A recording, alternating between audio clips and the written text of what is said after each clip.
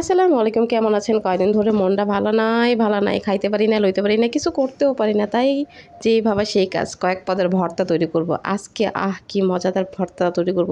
শুটকি ভর্তা, কালিজিরা ভর্তার সাথে মরিচ ভর্তা। মরিচ ভর্তাটা আমার ইদানিং খুবই মজা লাগে। কেন মজা লাগে তা জানি না।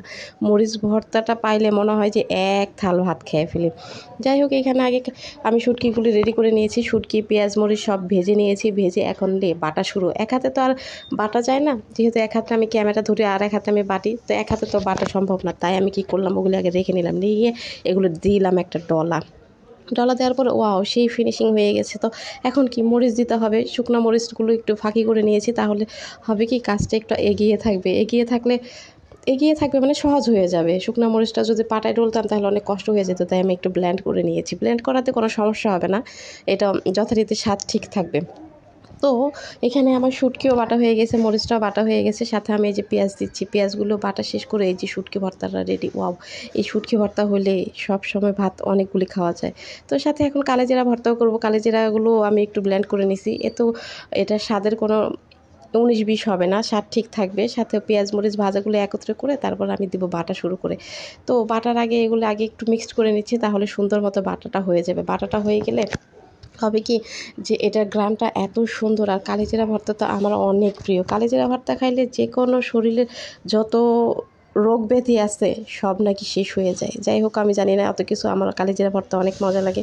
তো আমি এখানে আগে মাখায় নিলাম। মাখায় নেওয়ার পরে তো কালিজিরা ভর্তাটা এখন আমি পাটার মধ্যে বাটা দিব। পাটার মধ্যে বাটা দেওয়ার পরে যে একটা স্মেল বের হয়, ওয়াও, আমার কাছে তো অনেক ভালো লাগে এই স্মেলটা। মানে কালিজিরা ভর্তা হইলে, শুটকি ভর্তা হইলে, মরিচ ভর্তা হইলে মনে হয় যে অনেক অনেক অনেক ভাত খাওয়া যাবে। তারপর আর কি বাটাবাটি শুরু, বাটাবাটি শেষ করে তারপরে এখন দেখি কি করা যায়। বাটাবাটি শেষ করার পরে আমি একটুখানি ভাত নিয়ে আসলাম। পাটার মধ্যে মুছে মুছে ভাত খাইতে অনেক মজা লাগে। তো সেই জন্য আমি কতগুলো ভাত নিয়ে আসলাম। আনার পর ওই যে কালিজিরা বাটা যে একটু ছিল পাটার মধ্যে, সেটা দিয়ে একটু ভাতটা মাখায় নিলাম। এক্সট্রা কোনো লবণ দেওয়া লাগে না। ছোটোবেলাতে এইভাবে অনেক ভাত মাখা খাইছি। আম্মু ভর্তা বানাইতে আর আমি বসে থাকতাম কখন গরম ভাত নিয়ে এখানে পাটার মধ্যে মিক্সড করে আমাকে দেবে মুঠো মুঠো করে, আর আমি খাবো। এত স্বাদ লাগতো তখন, আর কি বলবো। এখনও যে এর স্বাদের 19-20 হয় তা না, এত মজা লাগে। পাটার মধ্যে বাটার পরে পাটার মধ্যে এই ভাতটা খাইতে আমার কাছে অনেক ভালো লাগে। তারপর আর কি পাটার মধ্যে এই ভাতটা যখন মুখে নিলাম, মনে হলো কি যে সবাই আমাদের বাসায় ঝাল কম খায়, কিন্তু আমি অনেক বেশি ঝাল খাই, সেই জন্য একটু একটু মরিচ ভর্তা নিলাম। মরিচ ভর্তাটা অনেক সহজ করে বানাইছি। একটু পেঁয়াজ, মরিচ আর সরিষার তেল দিয়ে লবণ দিয়ে ভেজে নিয়ে মরিচ বাটাটা করে ফেলছি। তারপর আর কি বলতে পারতেছি না গাইস, কথা বলতে পারতেছি না, মুখ দিয়ে পানি আসতেছে, মনে হয় আবার এক থাল ভাত খাই। যাই হোক, এত ভাত খাওয়া যাবে না।